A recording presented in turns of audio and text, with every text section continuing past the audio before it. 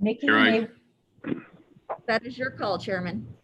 Welcome, everyone. We now have a quorum and we'll begin the Oklahoma City Arts Commission's April 20th meeting. As you are aware, during the state of emergency of place for the COVID-19 pandemic and in compliance with state and local stay-at-home orders, no physical location will be provided for Arts Commission meetings. The meetings will instead be live streamed from remote locations. We want to remind everyone that as you have arrived in our virtual meeting, we have muted your mic as instructed in the agenda. Those who called or emailed us in advance to let us know your name, contact number, and agenda item you wish to speak about will be recognized first. Your text, email, or call will not be received once the meeting has begun. Before the Arts Commissioners vote on each item, I will ask if any members of the public wish to speak. Since you are muted, when I call on you, please unmute yourself.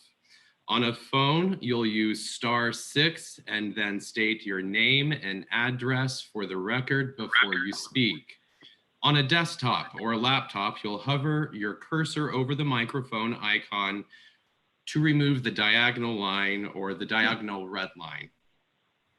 If we lose our connection for this meeting for more than 15 minutes, we ask that everyone who wishes to receive reconvene notification, please send an email within 24 hours to okcarts@okc.gov. Again, that's okcarts@okc.gov. You will be notified directly, and we will publicly post a special meeting notice. I will restate this throughout the meeting. We will now conduct an attendance call. Jennifer, will you please conduct the roll call?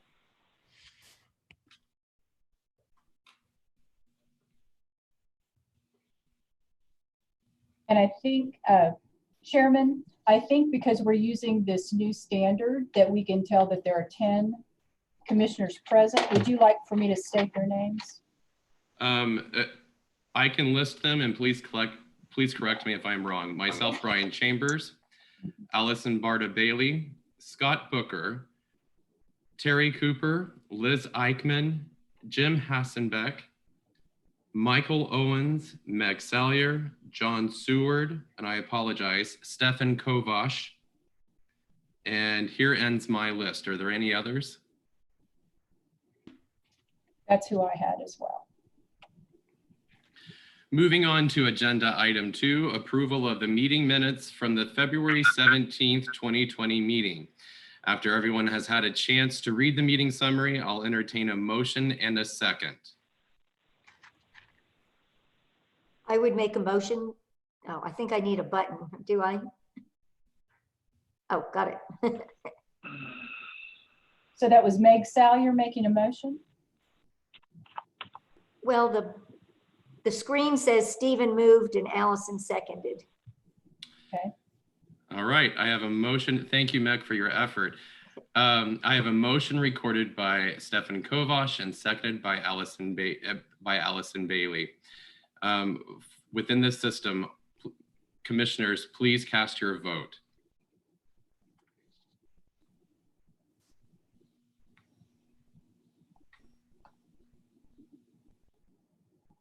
So I'm not seeing any way to vote. Me neither. It says voting not available. Okay.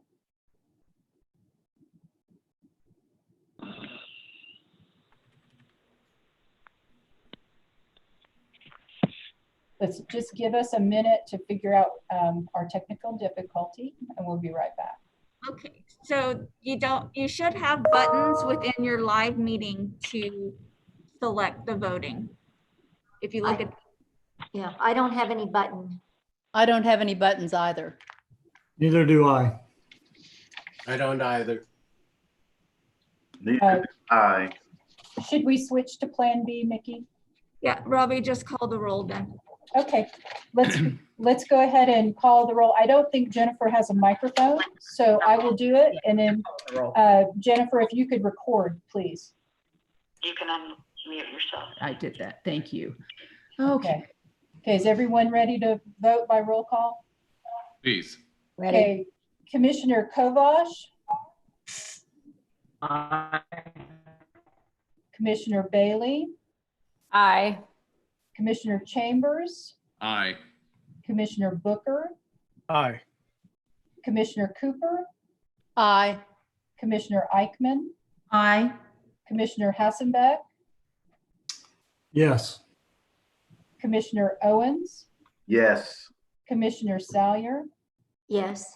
Commissioner Seward. Yes. The motion carries. Moving on to agenda item 3, items for discussion action.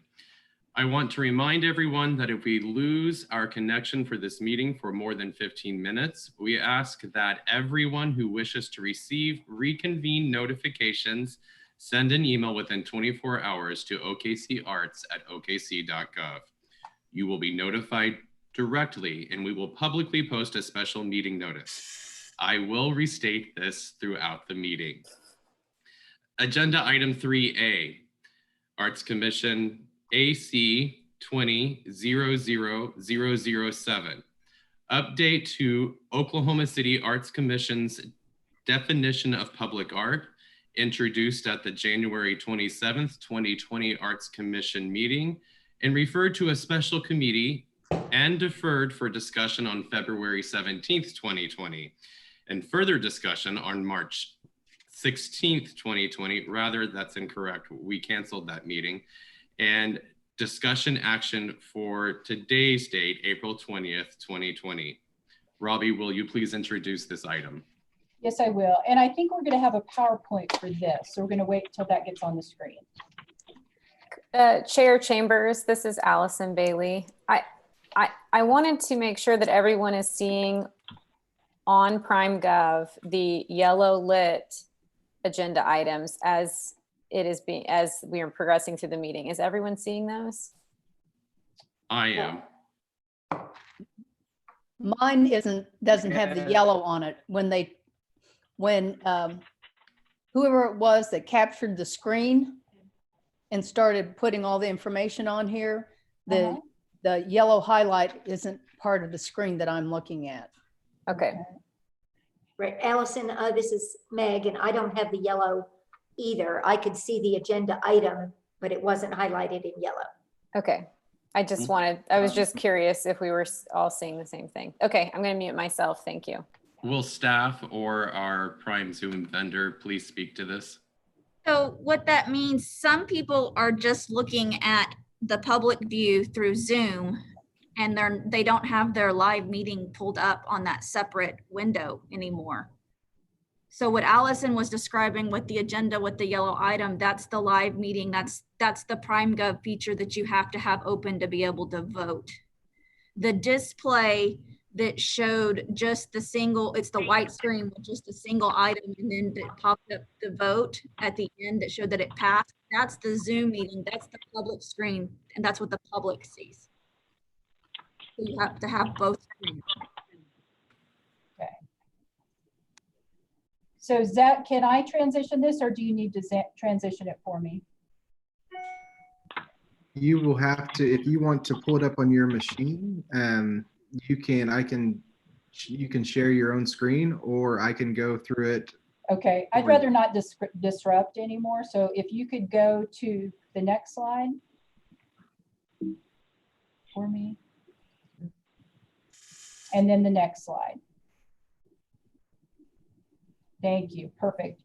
So commissioners, we're gonna start with some of the boring stuff on our agenda, or a lot of the words, the more tedious things, and then we're gonna end with a few highlights on our agenda items. So as the chair said, we have been talking about this definition of public art for some time. In fact, our records show that we've been talking about it as a planning department, as Arts Commissioner Task Force, and as Design Review Committee since 2008. And this is one of the items that was referenced in AMP Up OKC, our public art master plan, for one of the actions that you should take in the future. So it is good to talk about it a lot and get it right, because what the goal is with this definition is if the Arts Commission recommends it, then staff can reference this as long as it is not in conflict with what the city has adopted. So this would also come to play as we're working with our our code consultants on the multi-year update to our municipal code for Chapter 59. These would be things that we could consider bringing forward because you've already done the early work. And what staff would like to recommend that you do today is not take action on it today, but possibly modify a motion at the end to allow for deferment till May. And I'm going to go through these slides and I'm going to suggest one more thing in your motion for change if you decide to make the motion to defer it till May, just to get more public comment on it. So I'm going to start going through it. We'll start with A, the definition of an artist. So this is an individual that's recognized by critics and peers as a professional practitioner of visual arts. And there are several ways to judge the quality of the professional's work. So some can be educational background, it could be their experience, past public commissions, their sales of works, their exhibition record, publications, and productions of works of art. Now, one of the big places of clarity that we would like to recommend is that architects or landscape architects of record on a particular project are disqualified from also being considered for a commission of work of art on the very same project. And the idea here is that you stand on one professional distinction. So if you are the landscape architect of record, that is how you're known. You can do extraordinary works of landscape architecture in your project, but that the artist would be another different professional. Same thing with architects. You can do we have several examples in our city of extraordinary architecture, but the artist that would be commissioned on that same project would be a different professional. Now, in no way would this disqualify landscape architects or architects from being considered for a public art project as long as they're not the architect of or landscape architect of record. Okay, so let's go on to the next slide.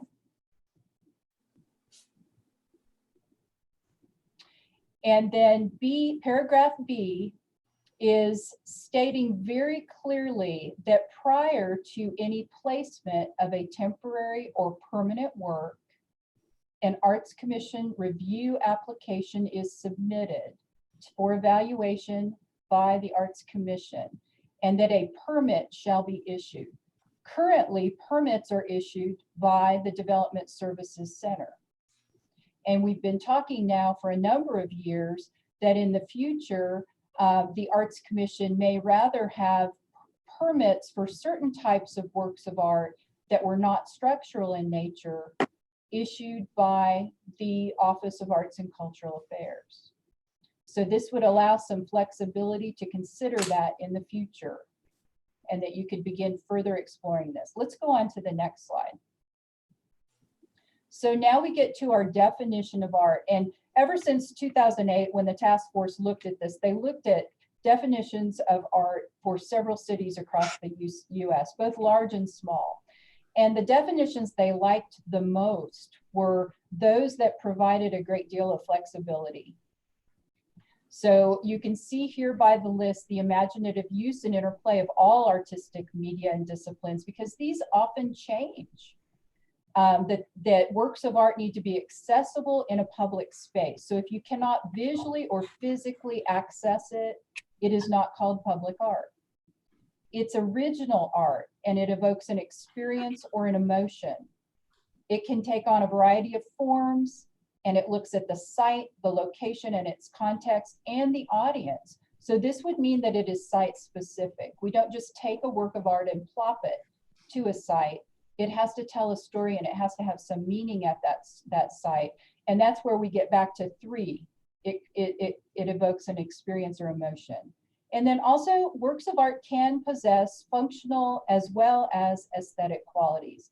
They can be lighting, for example, or benches or other things that you can use. And then it may stand alone at a site, or it may be integrated into its site. And a good example of this would be the terrazzo floor right now that has been designed and is being mixed for the Will Rogers World Airport lobby. It's going to be integrated, but it went through an art selection and it will be a work of art. So let's go on to the next slide. Robbie, before we move on, may I ask a quick question? Sure.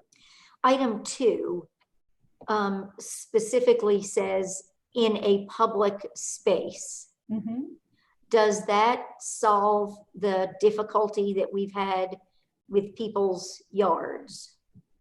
We hope so. We're getting closer by that. Okay. And we're going to keep inching along to get closer. But as I mentioned in the beginning, these are going to be recommendations. So these are not, even after you weigh in on this and take some action, these are not going to be code. We're going to have to go through this longer process and make sure that City Council agrees with that. But this will, if the Arts Commission votes to make these their standing rules, these would be the basis for your recommendation. So when staff issues your reports, we can make note of these things and help to kind of create less conflict with those definitions. Robbie, I have a question also, and I'm afraid I won't be able to remember it if I wait till the end of the process. Sure. If, as part of the proposal, the Arts Commission ends up being the code recommender,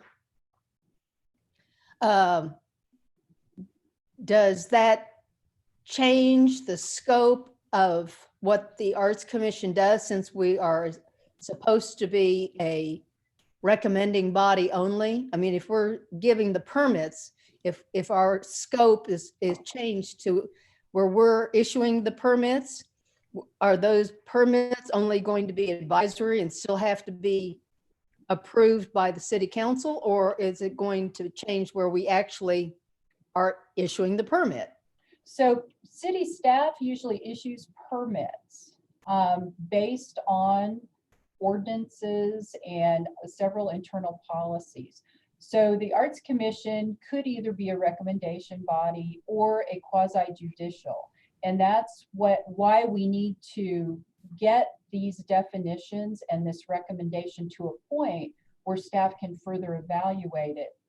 And then we're also, as part of this plan, based on recommendations from the city clerk, looking at moving the Arts Commission to a different category in code to allow for some change there.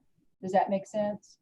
Does that answer your question? Well, it does. In other words, the scope of what we will be doing is could be in the process of being changed. It could be, yeah. And it's a long process.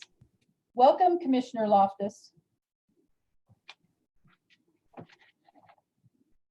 We're going to make note of that Commissioner Loftus has arrived. So on our next vote, we will make sure that we count his vote. Okay.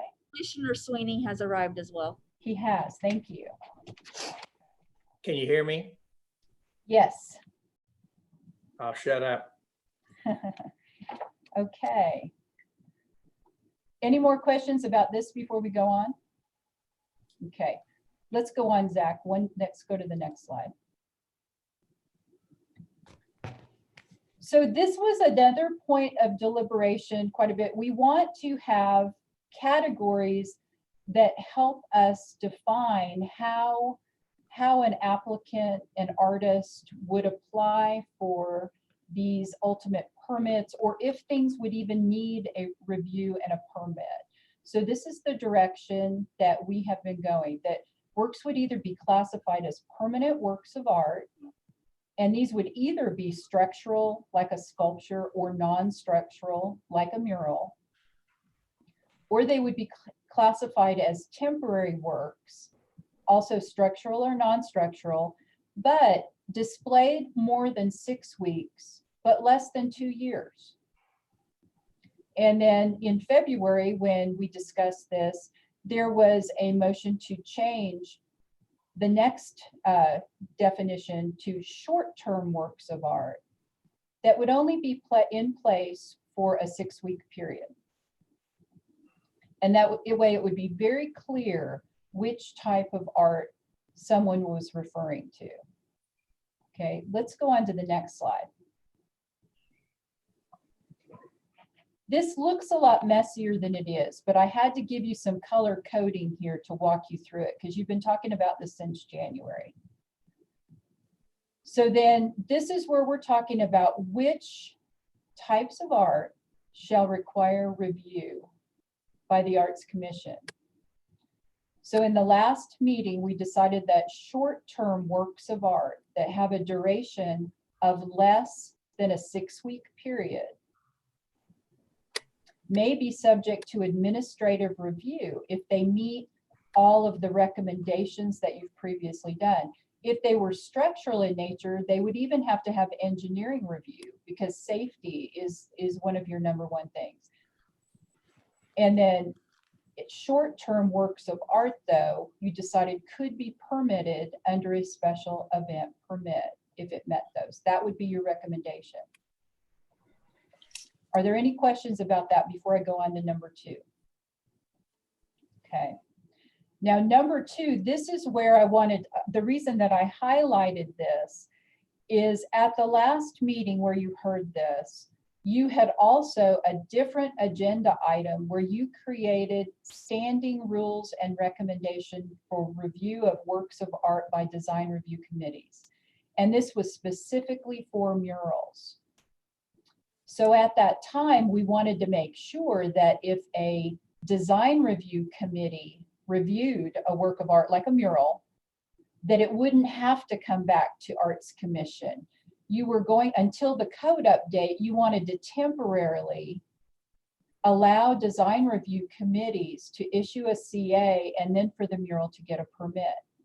But as staff worked to implement that temporary plan, we saw something that stopped us from being able to do that.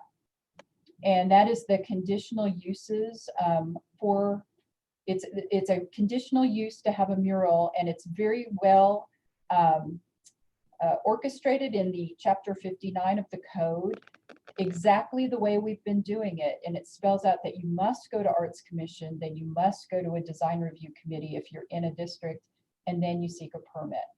So that's why if you make a motion to defer this to your May meeting, I would also suggest that you change this paragraph, E2, to be works of art established following a recommendation by the Oklahoma City Arts Commission for curatorial plans. Because curatorial plans are the one type of recommendation that you make where you allow the principal curator to review and make decisions on those things under a certain permit. And then Robbie, yes. I apologize, it's Brian. Could you repeat that recommendation as a condition, or rather the Yes. condition as a recommendation again? Yes. So the motion that is recommended is that this item be deferred to the May 18th meeting to allow for further public comment. And also that paragraph E2 be changed to remove A, standing rules and recommendations.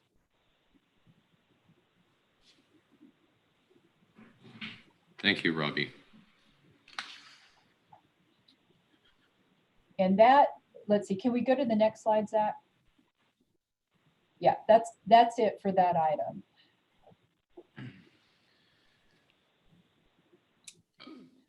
Robbie, Yes. do we have a definition of a curator?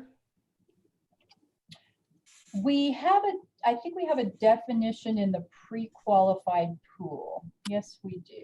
Okay, I'm not Yes. asking what it is. It's just Right. that if we're going to include an exception from having to come before the Arts Commission, Mm-hmm. and part of that is for work done pursuant to a curatorial plan, Uh-huh. that the curatorial plan is being managed by not just anybody who calls himself a curator, but someone who meets certain kinds of qualifications. Right. To- So to- are you To say that suggesting, they're a curator, that means something. right, so we could add that to the definition for the final hearing? Well, I'm just thinking if we're going to create an exception for that kind of, for a curatorial plan, that we Mhm. need to know what a curatorial plan is and what a curator is. Otherwise, somebody can call themselves a curator Right. and say, well, this is my curatorial plan, and not have any qualifications to it. Right. So, well, when you've looked at curatorial plans that have been brought before you before, so this would have to be a curatorial plan that had been brought to you and that you had recommended Okay. it for further action. Can we go back to the previous slide? Yeah, So that since we're talking about this really quick, absolutely. I just like to reread it while we're talking.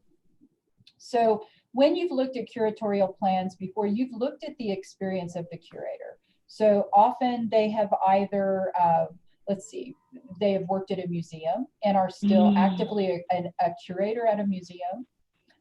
They have formerly owned a gallery and curated several shows, like in the instance of Plaza Alley Walls, where they have actually put together a theme and curated the artists and the type of work for those exhibitions. And so we could easily put a definition in this if that was your motion as well. Well, because since we're capitalizing curatorial plans and principal curator, that kind of infers that there is a definition that goes along with it. It's not because we just think that they're an occupation that deserves being capitalized, but it's a designation that has a meaning within the terms of the ordinance or the policy that we're working with. I mean, I think, anyway, that's just my opinion. I'd like to speak on that for a second. This is Allison, Commissioner Bailey. I almost think that it might be better for us to put an item to be a curatorial plan previously approved by the Arts Commission. Mm-hmm.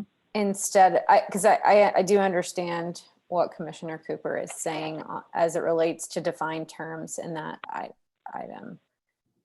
Okay.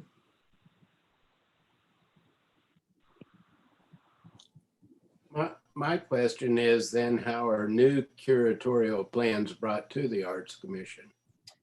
They are under an application. If no permit exists for something that requires a permit, like a rotating exhibition, they would put together an application, and I usually provide technical assistance and show them examples of previous applications for curatorial plans. And they outline what the plan is, what the site is, how many possible locations they might have, how they would select artists, how many times a year they might change the exhibition, what types of art markers, if there's insurance, if there's lighting. They would put all that in their curatorial plan, and then that would be one of your docket items, and they would present that to you.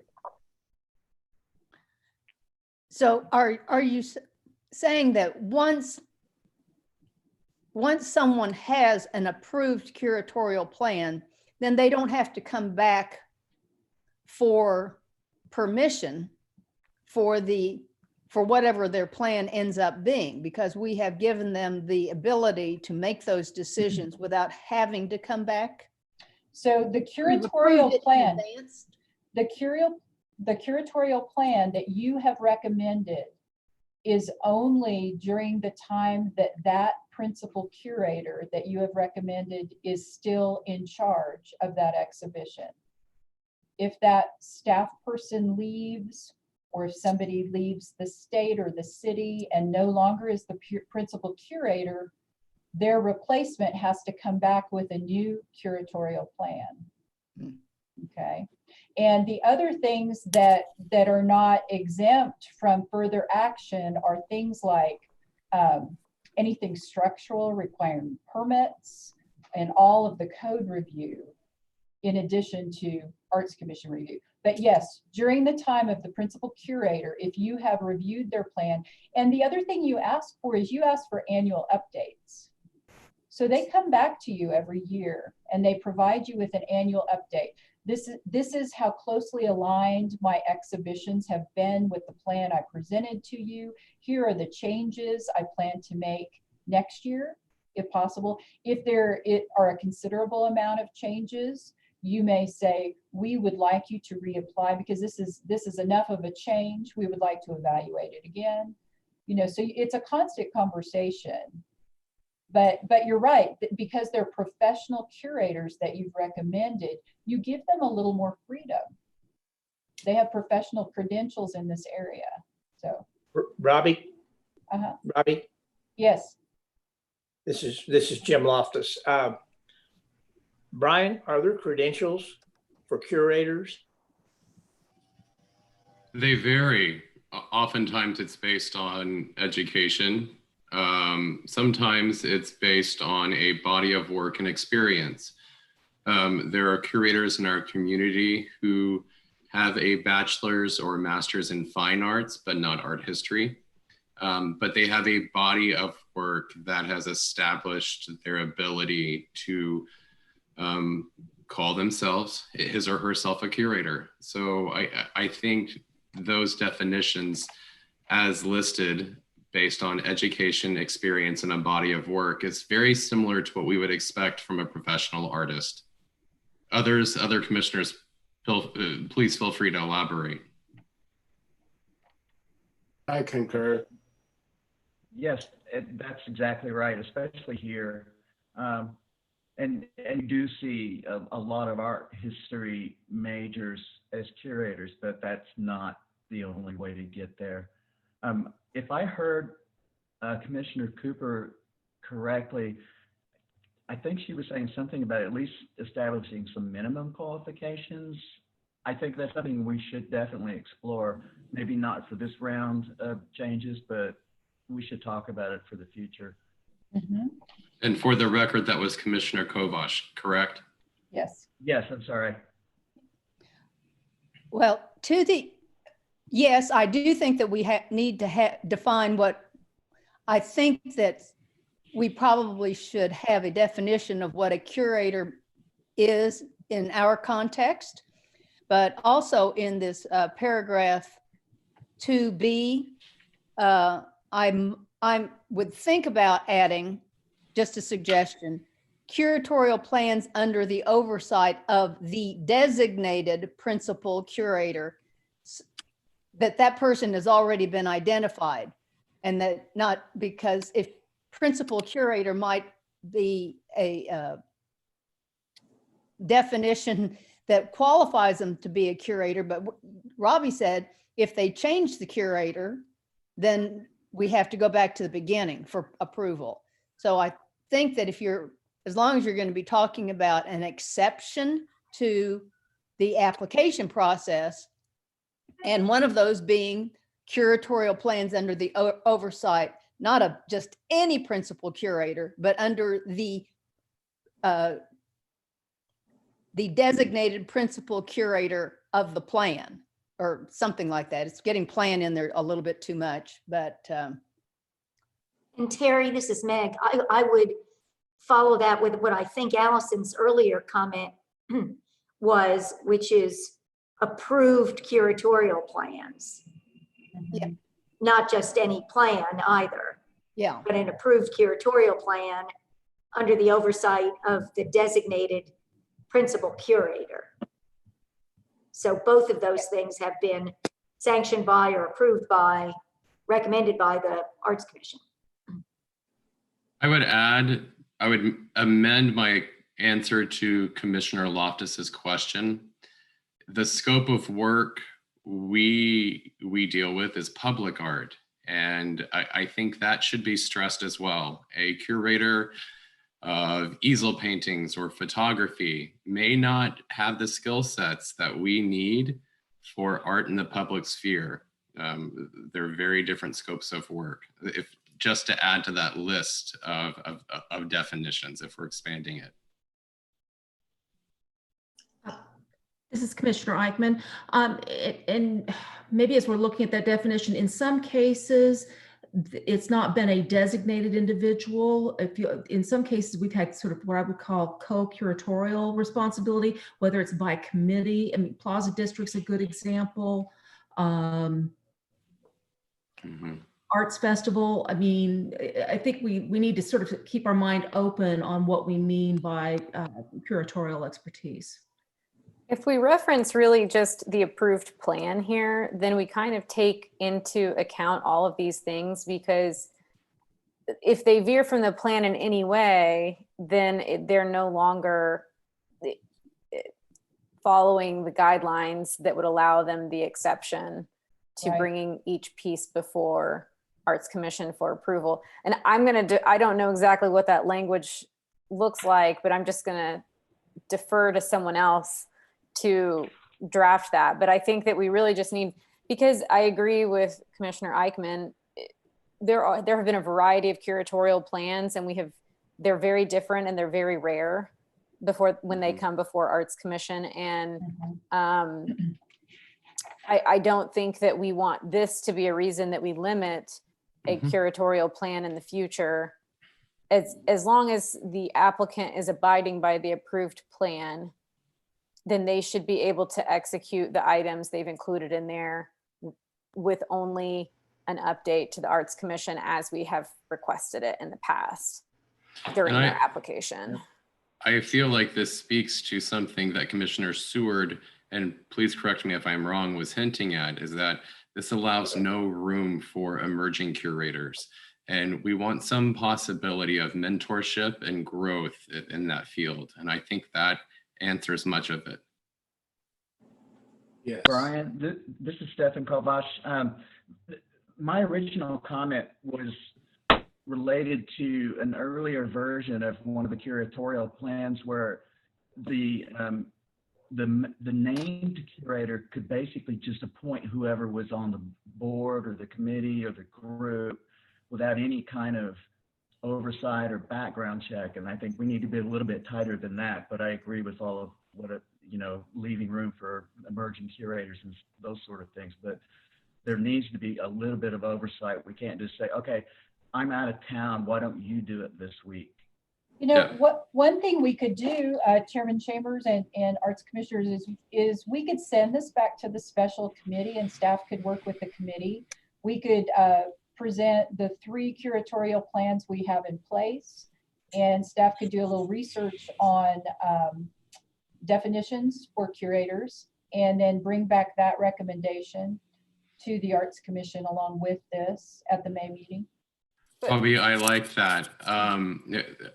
I feel like our intention was to defer this to our next regularly scheduled meeting on May 18th, pending a motion and our action. And I would hate to force this back on the select committee of Commissioner Hassenbeck and Eichmann, but if you're willing to do so, I think we can navigate some of that language to have it prepared for public input at our next regularly scheduled commission meeting. Commissioner Eichmann, are you okay with that? I'm fine with that. Commissioner Hassenbeck? Yes, I'm fine with that. So in this case of deferring the item, and our municipal councilor Rita Douglas Talley is also on the phone, but I think I may be suggesting the correct action, that we were again referring this item to committee. And to do so, it requires a motion and a second. So moved. That was Second. who? Second, that was Loftus moved it. And Cooper seconded it? Yes. Thank you. And I believe not every commissioner not every commissioner has access to our voting system. Oh, I see stuff, but do other commissioners have access to this information? To your voting portal? In that case, I have a motion from Commissioner Loftus. I have a second from Commissioner Cooper. Robbie, I believe you have the microphone. Will you Right. please call the vote? I will. So Commissioner Loftus, Yes. Commissioner Cooper, Yes. Commissioner Chambers, Aye. Commissioner Bailey, Yes. Commissioner Booker, Yes. Commissioner Eichmann, Yes. Commissioner Hassenbeck, Yes. Commissioner Owens, Yes. Commissioner Salyer. Do we still have Commissioner Salyer on the call? Yes, we do. I wonder if her mic is You need to unmute. Thank you. Yeah. Yeah, okay, there we go. I Yay. can't go live and see my mute thing at the same time. My vote is yes. Thank you. Commissioner Seward Yes. and Commissioner Sweeney. Yes. Great. I think we got all of them. The motion carries. Moving on to agenda item 3B. That's Arts Commission Year 20, item number 00008. The title is What is the City But the People by Martin Donlin. 1% for Art for the Central Oklahoma Transportation and Parking Authority Convention Center Parking Garage at the address 15 Southwest 4th Street. Robbie, please introduce the item. Gladly. So this is a new. I apologize. Someone's saying my name. I don't know who's speaking. If it's a commissioner, we could hear it, but if it's not a commissioner, can we wait till the public comments? Okay. Let me say something. I'm not getting 3B on my staff. Okay. It's blank. This is Stephen. I can't hear. Kovas.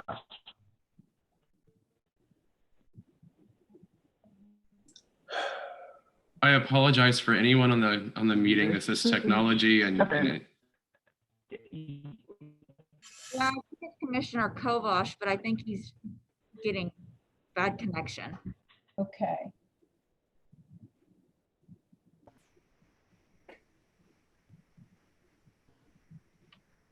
I'm allowing a little wiggle room. Commissioner Kovash, were you addressing the commission?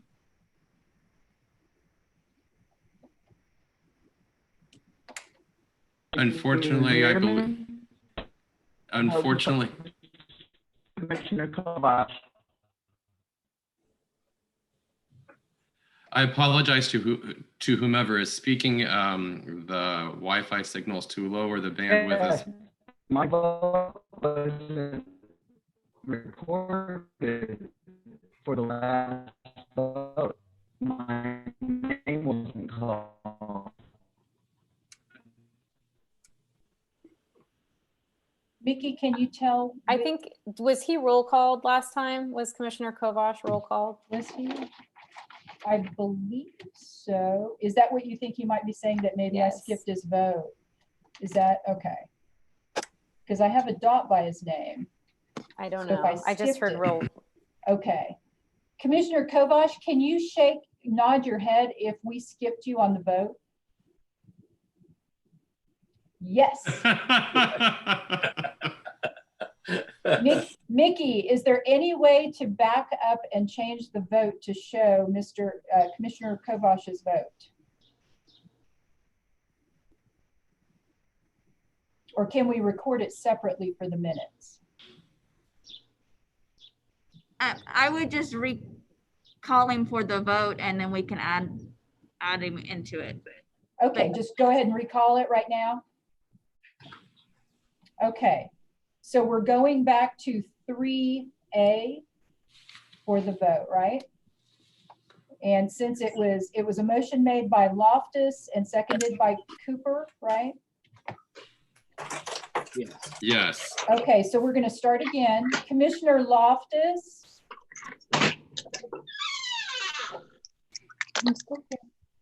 Aye. Thank you. Commissioner Cooper. Aye. Commissioner Chambers. Aye. Commissioner Bailey. Aye. Commissioner Booker. Aye. Commissioner Cooper. I already voted. Excuse me, I'm sorry. Commissioner Eichmann. Aye. Commissioner Kovash.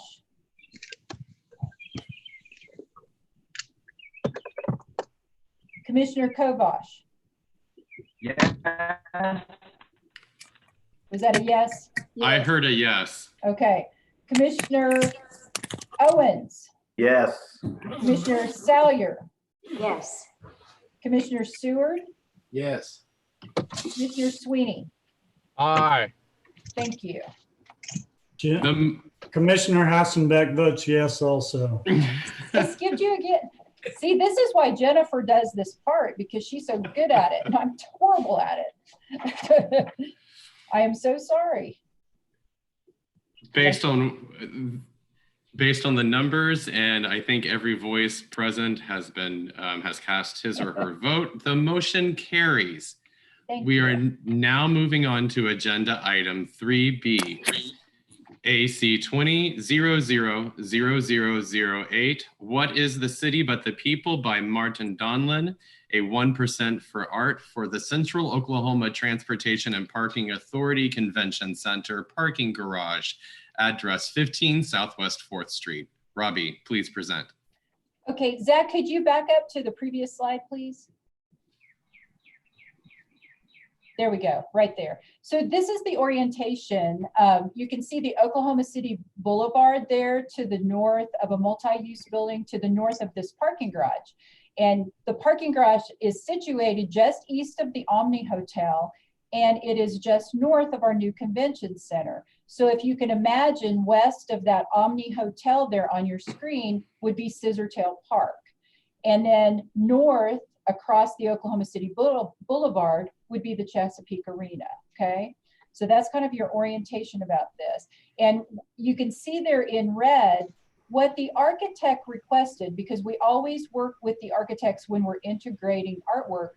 TAP Architecture requested that the west, the south, and the east facing skin walls be designed by the artist for this public art project. So we're going to go into that a little bit more, what was requested. Let's go to the next slide. So the architect had specified duo guard. Well, I want to tell you a little bit more about the garage too before we go on. It's a 6-level, 1,100 space parking garage. If you've driven by this location, you'll see they're making a lot of progress. It's under construction. And then it connects directly with the Omni and also by Skywalk to the convention center. So the material specified by the architect is this duo guard fusion colored tiles. So they're 4-inch square polycarbonate tiles with a custom metal fastener. And this is a custom product that Duo Guard has not done before, so they're very excited about this project.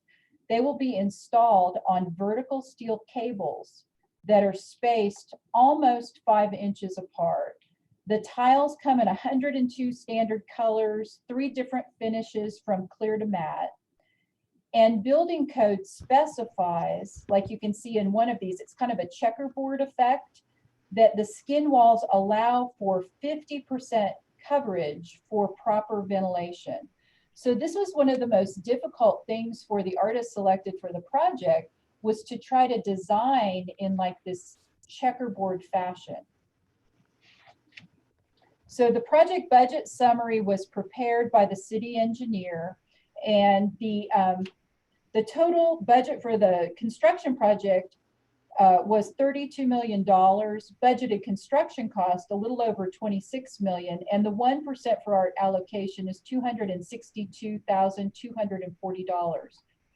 I must say, by integrating this project, the idea that the architect had, it's really great because all of the DuoGuard tiles and the fasteners and the installation is being covered under the construction budget. So the $262,000 1% for art budget, we're commissioning the design and the design oversight during installation by someone else. And so we've split that commission amount. We advertised it at $134,350.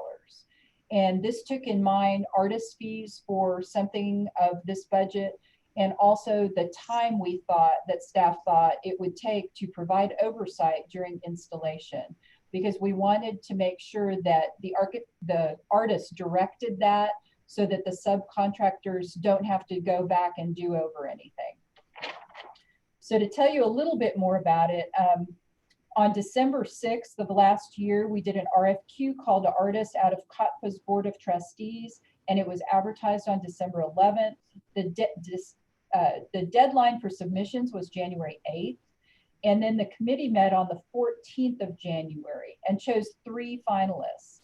Those finalists attended a mandatory site tour on February 19th.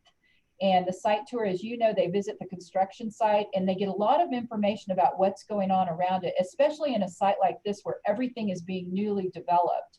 It's really important for the artists to have a full understanding of what's coming next that they can't see on the ground. And then the artists came back, the finalists came back on March 9th, and the selection committee received those reports. And Martin Donlan was who the committee recommended. What is the city but the people? And so we're going to go on here for another couple of slides and show you his design. So here's Martin's kind of his bio. He is from Brighton, England. He has done numerous projects in the United States. He primarily works in glass and uses a glasswork in Germany. You've probably seen his work at many airports. He does a lot of very large scale airport work. And what he's known for is his flexibility and his easy to work with nature. And he's just an extraordinary designer. And so let's go to the next slide. So this is the west side. If you walk down, it's Southwest 4th, and you'll see the skywalk coming from the convention center. This would be the west skin wall. The colored glass there that you see running vertically, that is part of the elevator tower. And as the elevators go up and down with the lights in there, you're going to see some changes in that as the elevator transitions. But then you can see to the west of that, the skin walls that Martin has created. And these are human figures of all different shapes and colors. Okay, let's go to the next slide. And here's another view where you can see the west, the elevator tower, the skywalk, and that south wall. And then let's go to the next slide. And then this would be a view looking from the east to the west, so you can see the south skin wall and the east skin wall. And then let's go to the next slide. And this is a view at night. You can see how the color really pops from this, because the garage will of course be lit from the inside. So the staff recommendations on this, we're going to change these slightly. We had 2 things going on at the same time while we were preparing this agenda. We were both negotiating changes all the way up to the end, the day after this agenda was produced. So I'm going to talk to you about a few different recommendations than what you see here on your packet. There are slight changes because a couple of these dates changed the day that we signed the contract, okay?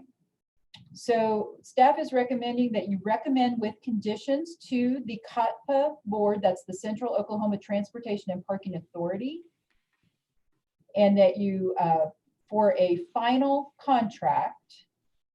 And recommendation number 1 is that the artist coordinate and complete all design development and construction drawings and submit a material list by June 15th. On this memo, it shows July 1, but that needs to move up, and the artist has agreed to it. And then item number 2, the artist will be required to provide installation oversight beginning on September 15th. It will most likely take longer than October 15th. Also, that artists sign a Visual Arts Rights Act waiver prior to the agreement being presented to COTPA. And then on number 4, we're going to modify that the artist plan for an art marker submitted to the Office of Arts and Cultural Affairs for review and comment by the COTPA administrator prior to fabrication and installation. So they'll submit it through the Office of Arts and Cultural Affairs, making sure it meets the recommendations, and then we will provide it to the COTPA administrator, the location and the language for the administrator's approval. And Thank are you, there any Robbie. questions? Are there any questions from commissioners? Yes, Loftus. Robbie, Yes. as I understand it, these are ceramic squares that have They're no light. polycarbonate. They're polycarbonate squares. Okay, but do they have a light source? The light source is internal to the parking garage. So Yes. they're lit from behind and they're translucent in that regard, right? Right. That's why on this last image, you can see it's super dark, but that it pops from the inside because the garage is very well lit. And so is the lighting at the perimeter of the garage, is that specifically to light these polycarbonates up? Is that correct? I'm I mean, not, it looks almost like it's continuous from the lower level to the top level. The color is. And I know there's some structure back in there, and I'm just wondering how they accomplish this. how they accomplish the lighting part from the inside of the parking garage. How they accomplish the images that we're looking at. So Zach, could you back up a couple of slides to the materials slide? Let's look at that again, because I can see why this. So see the lower right where the steel cables are. Can you see that, Chairman? Yeah. Commissioner Yes, Loftus? Yes. Okay, so you can see that these are in a checkerboard fashion, and Right. they're metal fasteners, and there are drilled holes on each side of the polycarbonate. And then the lighting comes from inside the parking garage. Like if you can imagine going in another parking garage by the same architectural firm TAP, like say the Arts District, you know how well lit that is from the inside. So that's what, these all have very upgraded lighting. And so it's super bright from the inside to have, so everyone has a great feeling of safety.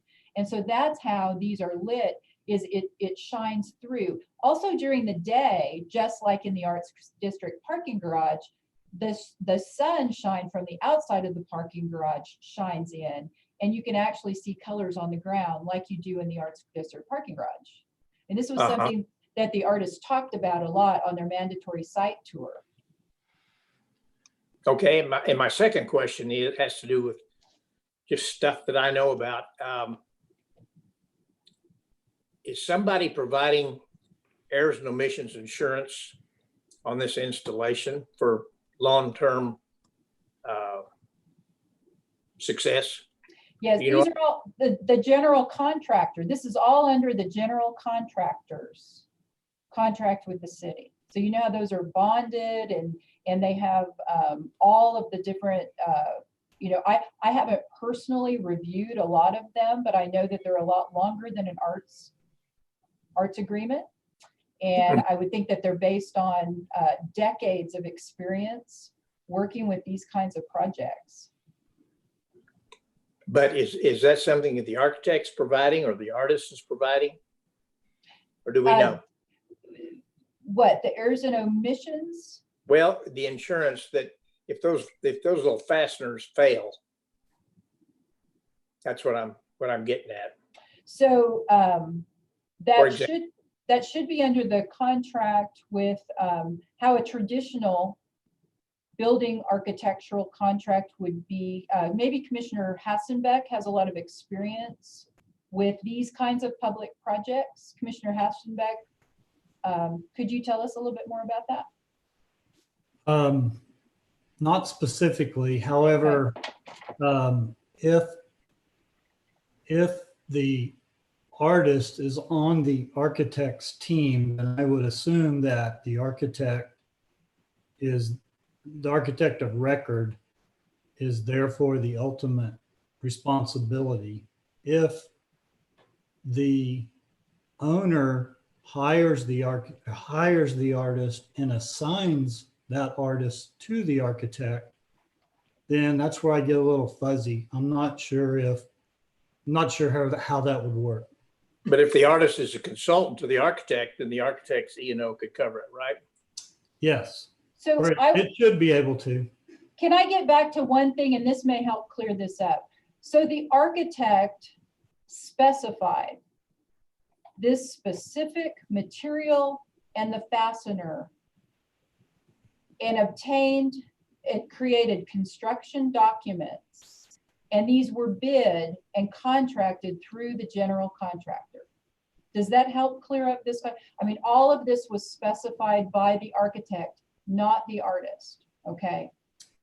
We merely did a call to artists saying, these are the rules. You're going to use all these materials, where you're going to, this general contractor and their sub-consultants are going to use these fasteners. What you need to do is come up with an amazing design that we can approve. And then we want to make sure that you create an installation plan so that it gets installed right. And so you're there at the time of installation. So if you see somebody installing it wrong, you can stop them. Yeah. So we're not paying for something twice. Robbie, what I would add then, hearing that, is there's two possible, negative events. One would be the design is incorrect, which it sounds like the architect actually designed the fasteners and stuff, or it was installed incorrectly, which would then fall on the contractor. So I think either through the artist E&O or the contractor's bonding capability would cover the situation.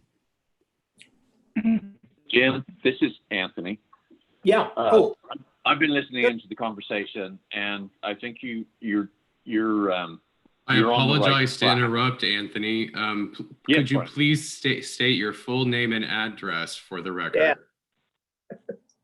Anthony McDermott, Cap Architecture, Architect of Record, 415 North Broadway Avenue, Oklahoma City, 73102. Thank you. Thanks, Brian. So, and you're all correct. That we have no relationship with the artist, no contractual relationship with the artist at all. Jim is also correct that if the system fails, then that would be our E&O because we designed the system. If the installation fails, it's a contractor issue. And then I think to Jim's point earlier, the fasteners are all stainless steel. The polycarbonate comes with a ballistic rating and a color fastness rating. So we intentionally selected the material because it came with warranties. Originally, I wanted to do glass, but we had issues with a ballistic rating, and I think the color fastness would have been okay. So we selected a material that is proven, that's backed up by a manufacturer, and we tried to think it through. And to one of your earlier questions, Jim, there is no special lighting on the skin. It's internally lit by general illumination, which, as Robbie said, is a higher than normal, higher than required illumination, just like you see at the Arts District Garage, where the illumination and the foot candle level is higher than what's required and higher than most garages. And again, as Robbie said, it's for safety. So Yeah, but and let me ask you, Anthony, you probably have a structural piece that goes down the side that may block some of the light that's hitting this installation. Is that correct? no, Jim, it's just point connected. Each tile has a small hole halfway down each side. No, about the structure of the garage blocking the lighting and creating a stripe, horizontal stripe down the side. Yeah. Okay. Yes, there will be just like a stained glass window has structural bars in it that your eye doesn't really see, because you're perceiving the totality of the design. So the garage actually on the east and west sides does have a horizontal structural member that will kind of cause a slight shading. The south side, we were able to use a cantilevered slab. So actually you're just seeing the very slab edge. So the south side will, you'll have a slight shadow. I don't even think you'll see it actually. I get it. I think Anthony's answered my questions, and I just thought that was important. Sorry. Thank you, Commissioner Loftus. Oh, Anthony, please continue. Just one other thing. The cables run from the bottom of the install all the way to the top of the install. So we cantilever, the slabs are held back from the skin. Yeah. A few inches. But the tiles and the cables fly by the floor edges. Gotcha. Does that help? Sure, it does. Thank you. Okay, you bet. And then Zach, if you could go ahead and move it back to that night shot so that, thank you. Perfect. Thank you. So you can kind of see some of those levels, that very small line there. Yeah. Robbie or Anthony, could you please speak to the figuration that I'm kind of seeing here? Are those human figures that are in a sense pointillism because of the individual plates? Is that what I'm seeing? Yes. Are there any additional questions from commissioners? No question, just a comment. This is Commissioner Salyer. I just think it's stunning. It's really, really exciting. Think about, I see that Arts District garage every night. The way it glows in that space has totally transformed Civic Center Plaza. And to think about something, I thought the thought process of things like the frieze at the Acropolis with the individuals was so interesting. And I just think the color palette is beautiful, and it really was exciting to see this in the packet. I agree with everything Meg Salyer just said. Thank you both. I'm not sure if there are anyone else joining us in this meeting who could possibly speak for or against the case. Someone correct me if I'm wrong. Otherwise, I'm moving on if all questions are answered, and I'll entertain a motion and a second. I just want to remind in the staff recommendations of this report under the recommendation condition 1, in your staff report, it reads July 1st. However, that should be June 15th. Is that correct, Robbie? That's correct. Right. And that on number 2, that it oversight begins September 15th, does not have an end. And on number 4, that that the art marker is submitted to the Office of Arts and Cultural Affairs, but for approval by the COTPA administrator prior to fabrication and installation. Thank you, Robbie. Mm-hmm. I'd like to make a motion that we recommend this project with the conditions specified. I'd like to see it. I have a motion by Commissioner Salyer and a second by Commissioner Loftus. Any further discussion? All right. Robbie, will you please call the roll? And I am just for clarification, I'm seeing a screen now, and I believe someone on staff is recording our votes in the system. So I think it's working both ways, but let's please continue with the roll call. Robbie. Okay, Commissioner Salyer, Yes. Commissioner Loftus, Yes. Commissioner Chambers, Aye. Commissioner Bailey, Yes. Commissioner Booker, Yes. Commissioner Cooper, Yes. Commissioner Eichmann, Yes. Commissioner Hassenbeck, Commissioner Hassenbeck, Yes. thank you. Commissioner Kovash, Yes. Commissioner Owens, Yes. Commissioner Seward, Yes. and Commissioner Sweeney. Yes. Did I get all commissioners? Okay. Your motion passed, Chairman. Motion carries. Now is the time that I provide a reminder that if we lose our connection for this meeting for more than 15 minutes, we ask that everyone who wishes to receive reconvene notification, send an email within 24 hours to okcarts@okc.gov. You will be notified directly, and we will publicly post a special meeting notice. I will restate this throughout the meeting. Moving on to agenda item 3C, AC 20-00009, restoration of Will Rogers bust by Smith Art Conservation LLC, 1% for art for Will Rogers Park, address 3400 Northwest 36th Street. Robbie, please introduce the item. So thank you, Chairman. Will Rogers Park, as it was originally developed, was a 118-acre park developed in the 30s by the WPA and the Civilian Conservation Corps. But the west portion of the park, the 32-acre portion west of I-44, is the Will Rogers Park Gardens and Arboretum, and it's on the National Register.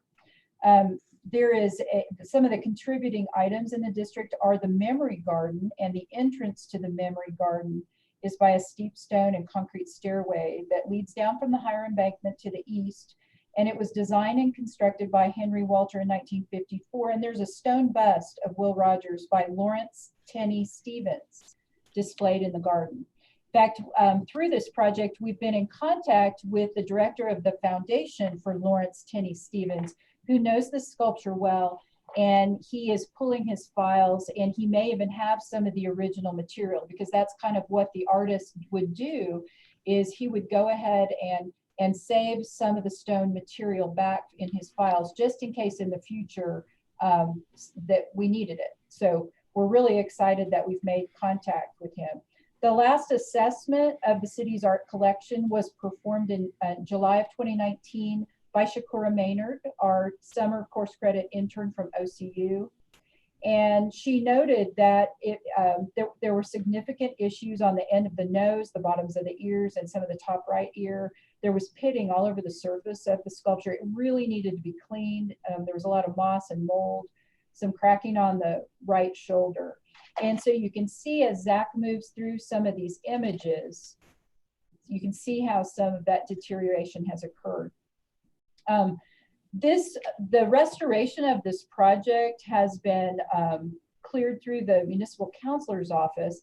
There was a project budget summary prepared by the city engineer for facility improvements at Will Rogers Park in 2016. And it was funded with 2007 GeoBond for a total of $931,000.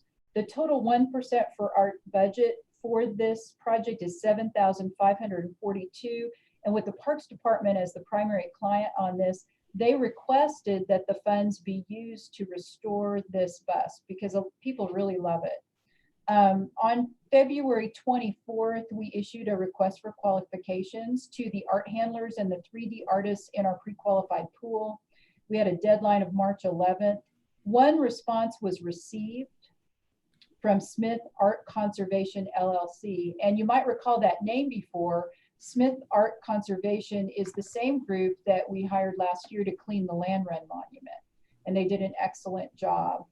We sent this through a committee. Commissioner Kovash and Parks Department Scott Copeland and a stakeholder from the Friends of Will Rogers Foundation all reviewed the submittal and all recommended it to the Arts Commission. So we're asking today for the Arts Commission to consider this. And if you recommend it to City Council, we'll go to them for authorization for staff to negotiate an artist agreement, and then we'll present them with a final agreement for their approval.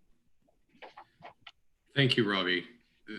If my memory serves correctly, this item has been on our annual inventory and condition reports, one of the critical items for many years. And yes, it's not easy for us to find funding for conservation and proper maintenance of the city's assets when it comes to public art. Right. Do any commissioners have questions for Robbie about this agenda item? Hearing none, I'll entertain a motion. I'll recommend that it moves forward. Second. I have a recommendation from Commissioner Seward and a second from Commissioner Cooper. Any further discussion? Robbie, will you please conduct the roll call vote? Yes, Commissioner Seward? Yes. Commissioner Cooper? Yes. Commissioner Chambers? Yes. Commissioner Bailey? Yes. Commissioner Booker? Yes. Commissioner Eichmann? Yes. Commissioner Hassenbeck? Yes. Commissioner Kovash? Yes. Commissioner Loftus? Commissioner Loftus? Hold on, yes. Thank you. Commissioner Owens? Yes. Commissioner Salyer?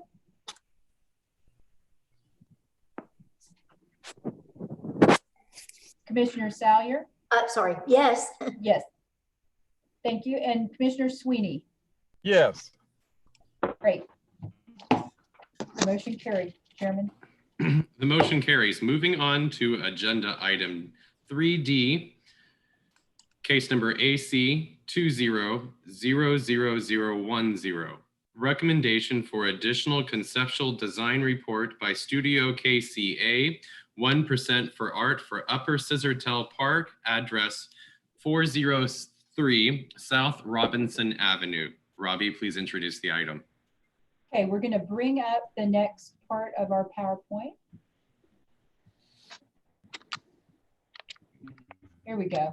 So City Council approved a Public Art Commission agreement with Jason Klomoski and Leslie Chang of Studio KCA for Taking Flight. And this was a 1% for art project for Upper Scissortail Park. It was an amount not to exceed $500,000. And you can see a model there of the sculpture in their studio. Let's go on to the next slide. So this is the corner where the sculpture was to be sited, and you can see the little purple dot there in the left image was the site. So this is the northeast corner of Scissortail Park. You'll also see from the image on the right, that was taken before some of the final lighting and the curved benches, and most of the trees I think were already planted, but it still was not completed. Because of some of the delay in making sure that the work could be fabricated within the design budget, this project was delayed a little bit. So we had to allow the MAPS office to continue to complete this edge of the park so it would be ready for the big grand opening last September. And we wanted to stay out of their way, but that also allowed the artist additional time to seek a fabricator. They were looking in Oklahoma, they were looking all over the US, and then they ended up looking for fabricators in other countries to try to bring the cost down to the amount of their contract. And so let's go on to the next image. So here is Taking Flight. You can see the image on the left is a daytime view. The work stands 48 feet high. That's from the ground to the top of the sculpture. And it's a 28-foot, 7-inch diameter sphere. from these angled columns. You can only imagine the engineering on this is extraordinary. And there are a lot of things underground that you cannot see that have to be navigated around. The work, the work is formed of polished bronze stainless steel formed panels. This is very similar to the work in Millennium Park that is formed in the same way. And it's colored to echo Oklahoma's soil, kind of a coppery hue. And so you can also see from the nighttime shot, it would have been lit at night and light would have emanated from the inside. So this is also inspired by a famous figure in history, Eleanor Roosevelt. The future belongs to those who believe in the beauty of their dreams. In January of this year, staff communicated with the artist that we wanted the artist to put the fabrication on hold. They were ready to sign a fabrication contract. And we asked them to put it on hold because we had just learned about another project across the street. So let's go to the next image here. This is a stretch along the north side of the boulevard, east of Robinson and just south of the Chesapeake Arena. It's a very unusual site because it's narrow and long, running east and west. And Urban Renewal Authority did a call for proposals, or request for proposals, and received this proposal. And they've been working with, I'm not sure if they've reached a final agreement yet, but they have had several meetings on it. And there is some preliminary work that's been submitted to Downtown Design Review, but it has not been on a docket yet. But what we can see from what has been submitted so far, and we have also met with the architect and the managing partner for this Thunder Alley proposal, is that we know that the Thunder really wants to have a basketball featured at this corner, that this is the site that they want the world to see, and their game is basketball. And there's not much they can do to change that, a large basketball. So let's go on to the next image in the PowerPoint. So you can see here, we tried to show you the spots where the conflict will occur, and where with the boulevard running east and west and Robinson running north and south, and you can see the park there and taking flight where it would be located, and then diagonally across from that. And it would almost appear that you would have two very similar works of art on these two opposite corners. So let's go on to the next image. Oh, excuse me, I'm sorry, go back, Zach. So what staff is asking the Arts Commission to consider, and we've kind of outlined this in our staff report, that it's the desire of the city and the Arts Commission when we commission these works of art, we want it to be part of unique works of art displayed throughout the city and in our collection. And we work very hard in our final contracts with the artists that we commission to avoid any kind of duplication. We've given you a couple of examples in the staff report. The first one is a paragraph in our artist agreement where we talk about copyright. And we state that both parties, both the city and the artist, acknowledge that originality and uniqueness of work are valuable to both parties. Okay, another paragraph just talks about the uniqueness, and that we ask the artist to warrant to the best of their knowledge that their work is unique, an edition of one, and does not infringe on the copyright of anyone else. And then the last example we wanted to show you out of the contract was the reputation of both the city and the artist, and that in no way would either party go forward and damage the other's reputation. Anything that would reflect a discredit on the other. So because of the timing of both of these, both the already commissioned work and the newly proposed work, we think the timing is unfortunate, but also the timing could be fortunate because it allows us to possibly change direction if we saw the need to. So what staff is proposing is that the Arts Commission consider a recommendation that would allow us to commission an additional conceptual design report. So we have now invested in Studio KCA's understanding of this site. They have visited the site a couple of different times. They now know what the Omni Hotel looks like in its final form. They know what the convention center is. You know, the first time they ever visited the site, it was just a lot of dirt and construction. But now you can actually see physical buildings and how high, massive they are. They've also seen the renderings of Thunder Alley. And they have a better idea of what they could do now through all their fabrication investigations with fabricators of how they could design a work of art for the corner that would not be similar to what the Thunder has proposed on their corner.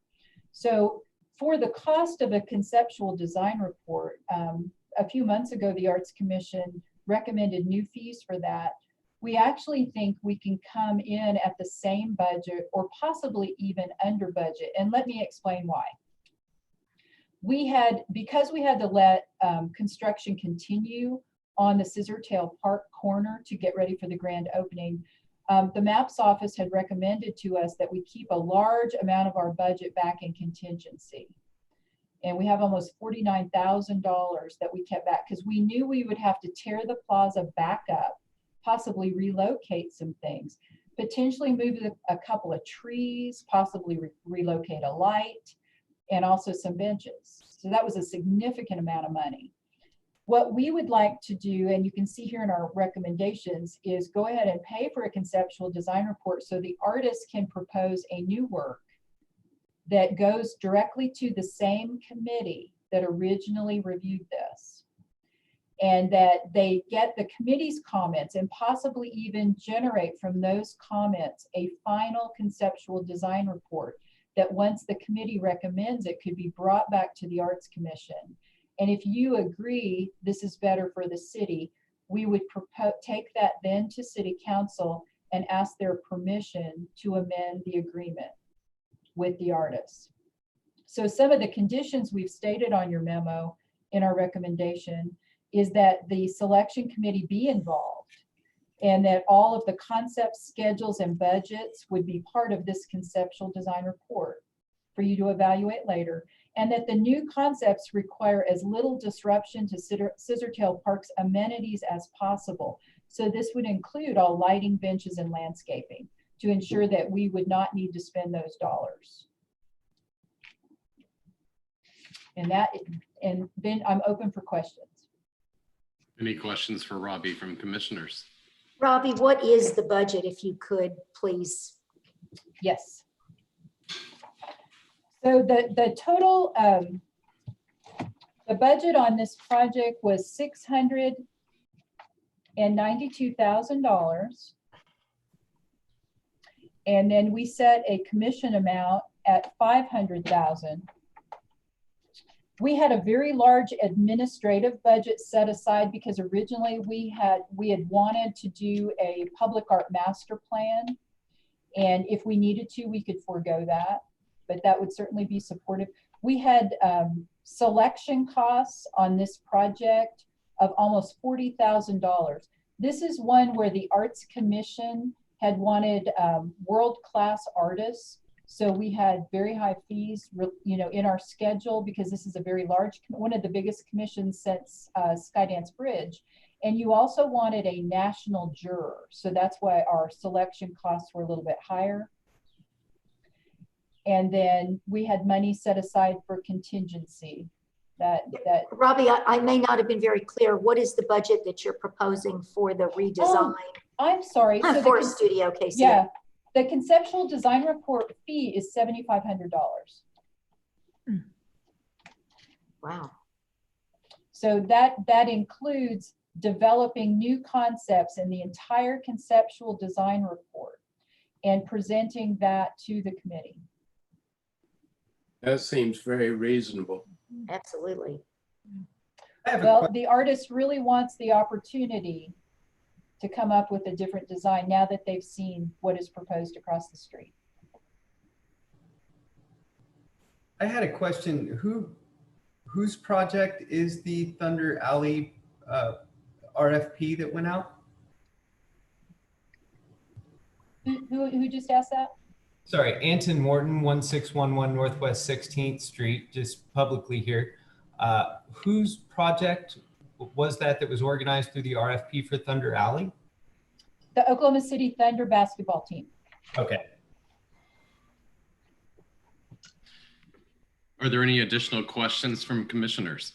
Yes. I hear Commissioner Loftus first, and then I believe Commissioner Bailey in the background. So let's go in that order. I believe I was a juror on this project a couple of years ago, I think. And I'm kind of wondering, who is the architect and who is the artist for the mall? So the architect is Bacchus Payne and Associates. And we had a technical assistance meeting with them originally because they did not have an artist yet selected. Since we recommended an artist from the pre-qualified pool, or several artists from the pre-qualified pool, it's our understanding that they chose to have meetings with Stan Carroll. We are not aware if he's contracted yet, though. So it's not clear to us who the artist is for this, is that correct? Correct. Is This is just a proposal by the architect, but they want something similar. Is this something that ought to come before the Arts Commission for approval? That's a really great question. And if it's designed by an artist, yes, it should. If the architect designs it, they could call it a sign and take it to the Board of Adjustment regardless and not call it art. Because it does represent a product, business, or service under our current code. I have a question, Commissioner Cooper. Now, it seems to me that the piece that was designed by Studio KCA was approved a couple years ago, was announced, everything. Why is it here, a couple years later, we're scratching a design that was an international competition? Because, and I love the Thunder because they want to put a basketball across the street. How long ago did they know? They've known that we had that. I don't know. I guess I just have a problem with it being handled in this manner. Unless the artist really thinks that they can do something much more exciting and they welcome the opportunity to redesign their piece of art. Well, I could tell you in conversations with Studio KCA, they would be horrified to continue to have a similar project across the street with their name on it. And they would be very excited to redesign because they don't want that to happen. I understand that, but we're talking about someone coming along. I guess I'm asking this question more for future reference than for this one.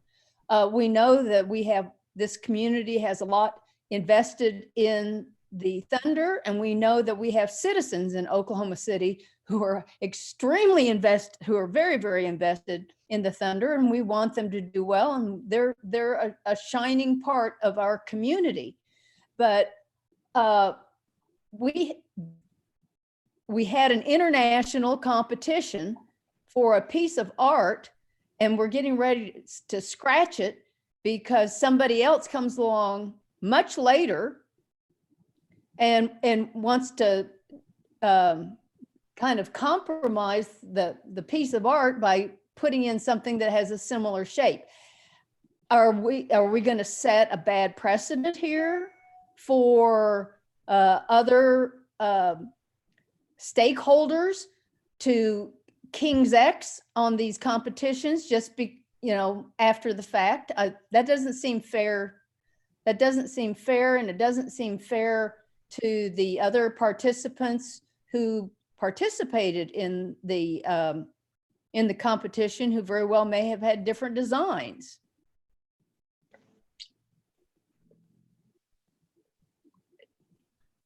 Maybe I'm just being snarly about it, but and I understand why the artist would want to do it.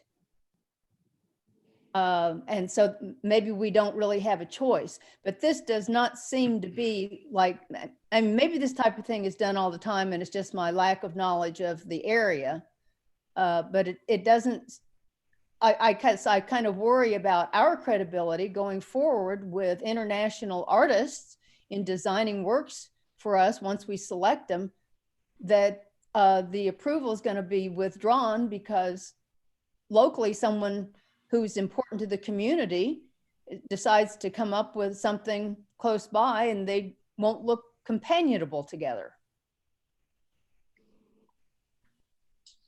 I personally feel we made the right call on this, that with the competing, I understand, Terry, where you're coming from, but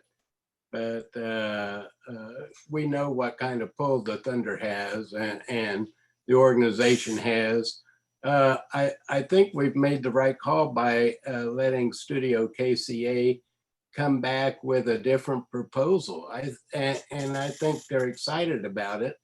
And, you know, I don't know what would make the wheels of government work any more efficiently when it comes to this Thunder Alley proposal. But I think the way we're responding to it, it actually provides credibility for the Arts Commission and for the selected parties, for the selected artists. I feel Thank you, like Commissioner Cooper. Thank you, Commissioner Seward. I believe I skipped Commissioner Bailey in this process in the queue, and I wanted to give her a chance to speak as well. It's probably good that Commissioner Cooper came before me because she said a lot of the same things that I wanted to say. I'm really frustrated that the public process for Scissortail Park, one of the most iconic public investments that the city is making and resulting in a 1% for art, a budget that we've never seen really before. I'm disappointed that that process has been changed because of the private decisions made across the street. I think we all agree that having two balls across from each other at the intersection, not to demean the artwork at all, is completely inappropriate. And I think it is the guide of, it is under our jurisdiction as Arts Commission to identify those kinds of issues, both from a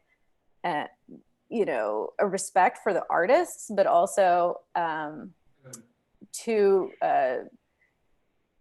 maybe out of respect for our city's image is the way I would say that.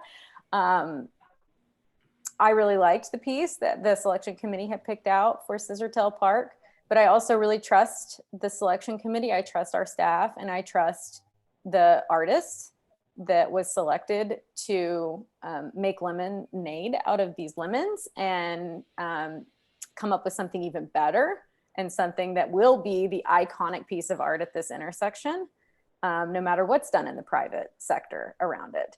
So I kind of agree with Commissioner Seward and with Commissioner Cooper, and I combined those two opinions into my comment here. But Mr. Chairman. Commissioner Hassenbeck, please. Yes. I agree with both. I'm wondering, it seems to me that we need to analyze how we essentially got in, this pickle. And it could be, and I'm not speaking for the Thunder, but it could be they had no idea at all that there was a piece of art that represented this very similar, the similarity between the two. And they basically moved forward in the dark that there was something happening on the opposite corner. I don't know that the Thunder follows the Arts Commission. I don't know that they, stay up with public art. And I'm not defending them. I just want us all to wear kind of different hats. And I think the conflict may have come from the standpoint that possibly they didn't know. And likewise, we didn't know what they were doing. And I'm not sure how to fix that problem, but it just seems like we may be in the situation at no fault to anybody. In the vein of communication, Commissioner Hassenbeck, I will, in my opinion, this is one of the most publicized public art selection decisions. It was covered by the Oklahoman. It was all over social media with traction. I know that we all don't receive our news in the same platform and in the same manner, but there were definitely, in short, problems with communication from stakeholders in the same neighborhood. Commissioner Cooper, I've seen you a couple of times, and I'm not sure if I gave you a time for a follow-up. Is there something you wanted to add? Well, I mean, I don't disagree with the decision we are being asked to make and the opportunity that we are providing to Studio KCA. I don't know how we correct the lack of communication downtown, but with, you know, significant projects and things going on. But I don't know, I guess we'll just have to look at when we're reaching out, we need to maybe go out of our ways to contact the constituencies so that they're more aware that these things are going on. I don't know how they didn't know about the deal with this particular piece because it was very, very well publicized. But I mean, I think it's very fair to the artists to be given the opportunity to redesign the piece so that there's, in fact, will be a unique piece. We want a piece that the community can be very proud of. And perhaps this is just one of those opportunities that it'll turn out even better given the opportunity.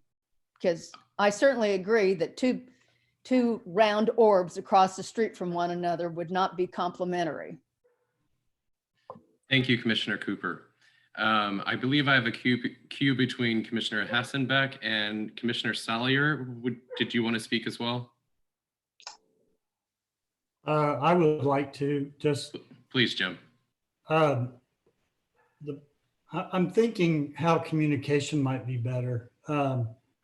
When a rezoning of a piece of property or something major is happening, people within a certain radius are made aware of that so that there's a record that everybody within that radius has at least been given the opportunity to speak or at least knows about the project. That may be one way to prevent something like this in the future. So that actually did happen when the Taking Flight went to Downtown Design Review. That would be the mechanism for notification of all the surrounding properties. So the Omni, it might have gone to the Chesapeake Arena though, because tenants don't get notification, only owners. It would have gone to the property, the private owned property across the street. So there in public art, I see a lot of miscommunication between tenants and owners. So. Commissioner Chambers, can I get in queue to speak? I don't know. Yes. This is Allison Bailey. And I don't believe I have anyone else, so please okay. proceed, Commissioner Bailey. Well, I think one of the things that could have been done in this particular situation is that when this RFP went out from Okura, the public art that was approved adjacent to it should have been included as something that was required to be taken into consideration. And I don't know that it was or wasn't, I haven't read the RFP, but it seems like that I'm sure that there was language about the Omni, there was language about the park, there was language about the location that this piece of property has within our downtown area and how a project proposed for this piece of property would relate to those items. And I think that we could potentially have better communication with the Alliance and Urban Renewal and all of their partner groups, I guess, about including adjacent public art as an item that an applicant or responder to the RFP needs to consider. And if that's something that staff, when they're going to release an RFP, can respond to ahead of time and say, hey, these are the pieces of public art within a 5 to 10 minute walk of this site. Do we feel like any of these are relevant to be considered for an applicant to respond to the RFP with? So I don't know. This is a specific process that I think that information could have been included in. It doesn't necessarily apply to every situation, because that's only relevant since this piece of property was potentially changing hands to a new owner. And this was their proposal for that. But Mr. Chairman. Commissioner Loftus. Yes, just a couple of quick points. Please. I think the community it's a fortuitous situation, because we could have had this thing fabricated sitting in New York City getting ready to come down here. And I'm not sure that the Thunder would change direction from their basketball. And all of a sudden we've got the two orbs, as somebody said. So I think that's an issue. I would also point out, we didn't pick the artist. We picked the art piece, the proposal that they made. I trust that they can come back with something else that will be as good or better than what we picked. And I hope that that's the case. I just think it's really good that we didn't have this thing built. You know, we weren't already down the road. We still have the ability to recover. And I think that's good. Yeah. Thank you, Commissioner Loftus. Are there any additional questions or comments from other commissioners? If I could, I might just make a quick follow-on comment. Please, Commissioner Salyer. This is complicated, and I think I would echo Mr. Loftus's comments that we're fortunate about the timing. You know, in the materials, and I also served on the selection committee along with Jim for this piece, and in the materials, Robbie specifically referenced one of the thoughts behind it about following people's dreams. And when we discussed this taking flight piece, certainly from the artist standpoint, basketball was not its genesis. And so, you know, we have sort of a really strange situation that developed with a basketball team that wants to represent their sport. And we had a piece of art that perhaps wasn't designed with that in mind, but that's what a lot of people see. And so I think we came at a very awkward place, and the timing has perhaps allowed us the opportunity to regroup. And I think it's, Terry, I'm not happy about the way it came about, and I do think there was poor communication, but I think we have an opportunity to do something really that may turn out to be the lemonade out of a lemon. Thank you, Commissioner Salyer. Other commissioners? Yes, can I make a comment? Commissioner Sweeney, I believe that's you. Please go Yes. ahead. I want us to all remember that these two major pieces are landmarks.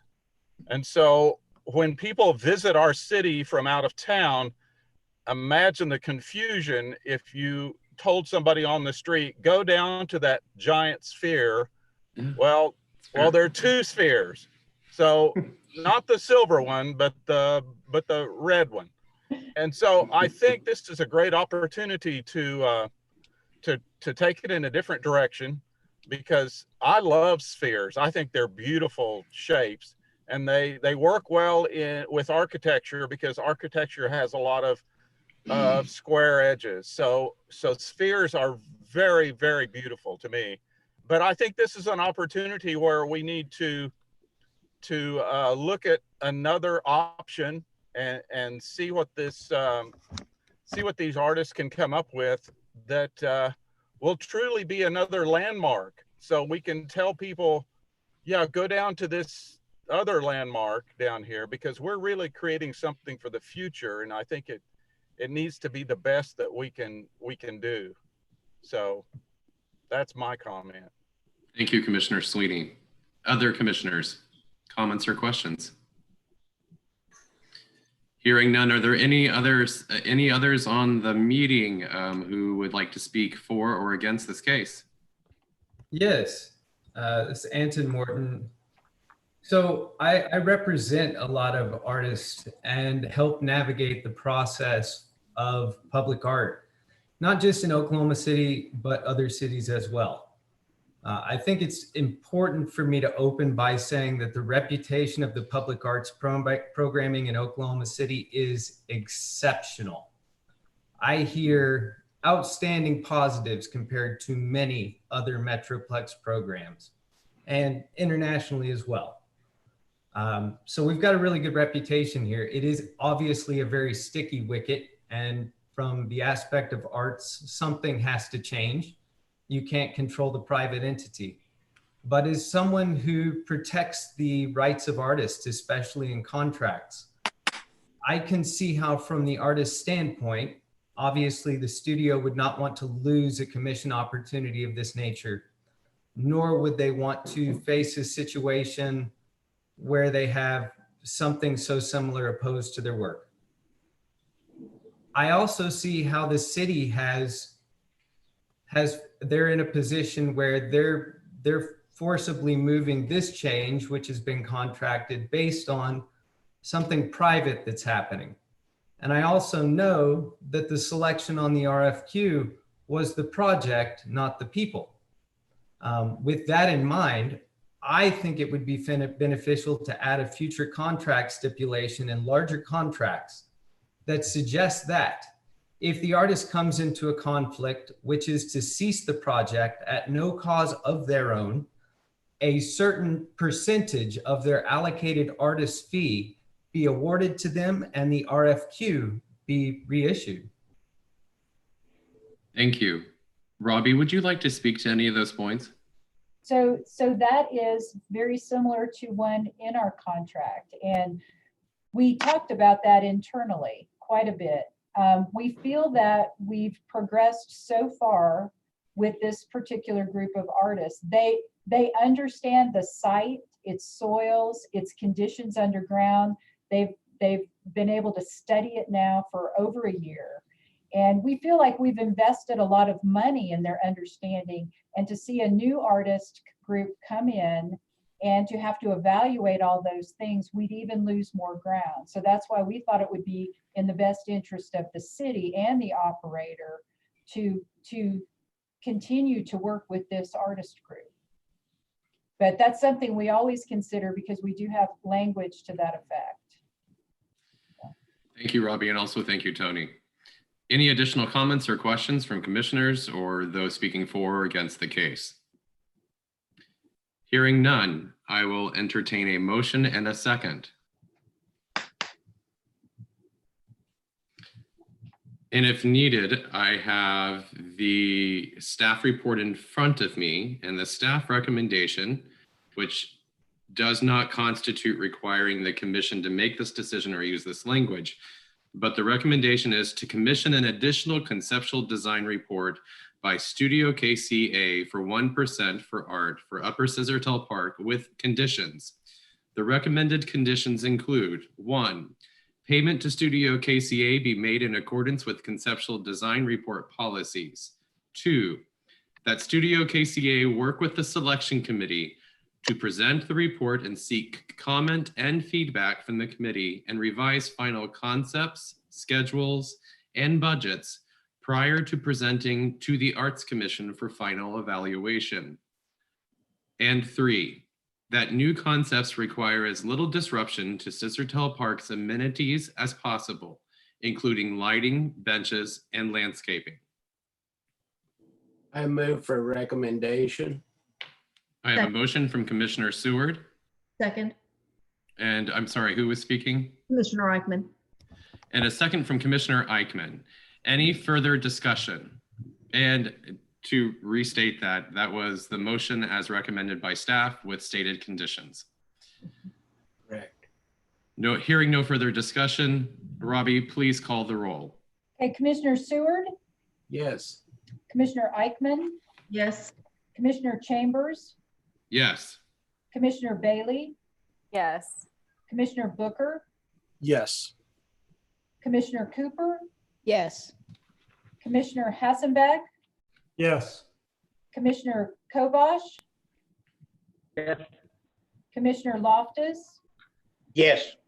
Commissioner Salyer, Yes. Commissioner Sweeney. Yes. And I want to note that Commissioner Owens had to leave the meeting is why we skipped him. So yes, your motion has passed. Thank you. Motion is carried, and it's that time once again. If we lose our connection for this meeting for more than 15 minutes, we ask that everyone who wishes to receive reconvene notification send an email within 24 hours to okcarts@okc.gov. You will be notified directly, and we will publicly post a special meeting notice. I will restate this, I don't think, again during this meeting. Moving on to agenda item 4, discussion action on reports from committees. Agenda item 4A, Commission Advocate Crystal Yosef is not present today. Robbie, will you please share the report, if any? Yeah, so Commissioner Yosef and I talked earlier today, and she was sad that she couldn't make it with us today, but for good reason. And the one thing she wanted to mention was that Oklahomans for the Arts typically schedules its Arts Day at the Capitol that many of you have participated in on.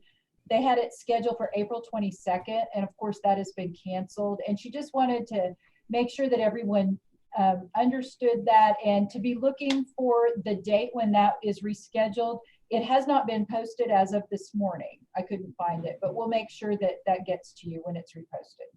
Thank you, Robbie, and thank you to Commissioner Yosef.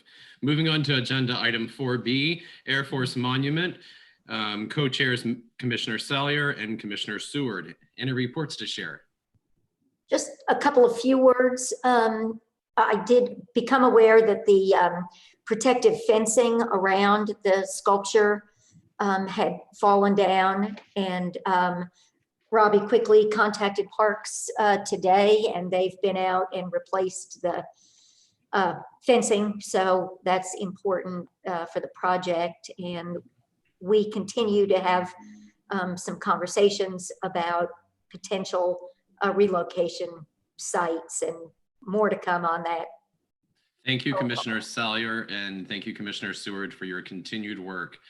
Moving on to agenda item 4C, it's that time for us to speak about or consider the Curtis Schwartz Awards. And our chair of this committee is Commissioner Seward. Commissioner Seward, anything to share or report?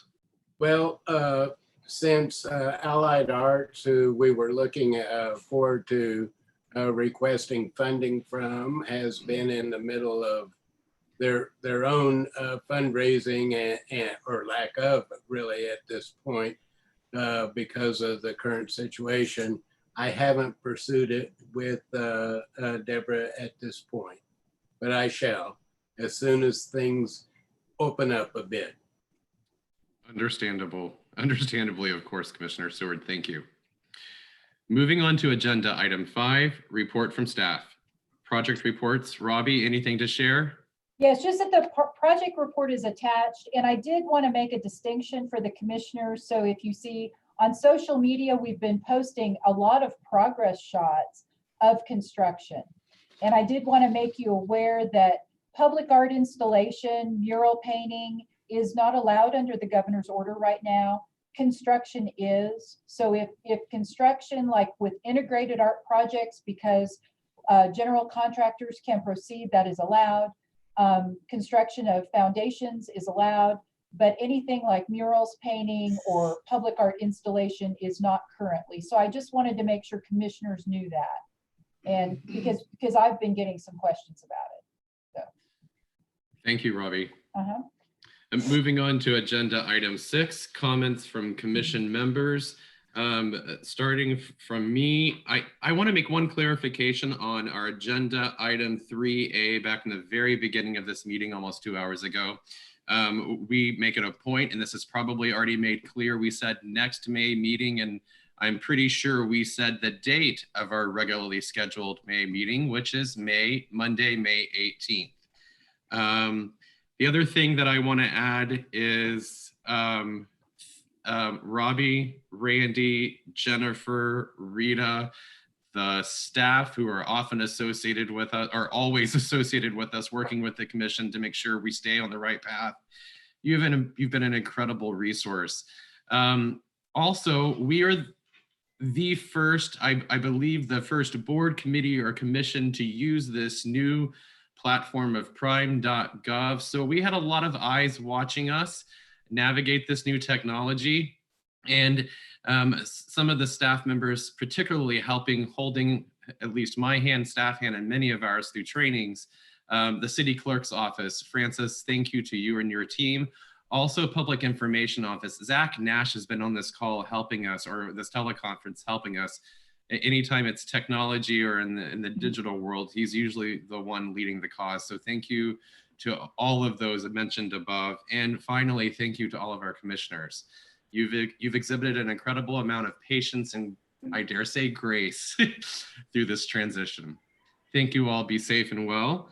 Moving on to any other items from commissioners. Anything you'd like to share? Hearing none. Any announcements from citizens or comments from citizens? I'm not sure if anyone emailed or contacted Robbie in advance. Correct me if I'm wrong. No, we had no inquiries, no speakers. There being no other items. Wait, Brian, I'm sorry. I'm just slow to respond. Terry, please. No, it's new technology. Go for it. I was sitting here thinking, I know that everybody is kind of knocked behind because of all the things that are going on in our world today. But I'm sure that everyone is aware that our nonprofit arts community is particularly hard hit by these adversities. And so since we are designated proponents for the arts, I think we need to all do what we can to help support the various arts organizations because they're really going to struggle coming out of this. I mean, Lyric this morning announced they're canceling their whole season this year. So, I mean, it's really sad what's going on. And I certainly understand the danger. I'm sure we all do, but our arts groups need our support. Terry, thank you very much. Thank you. There being no further business, our next regularly scheduled meeting is on Monday, May 18th at 4 p.m. More information to come about format. We are adjourned. Thank you. Thank you. Thank you.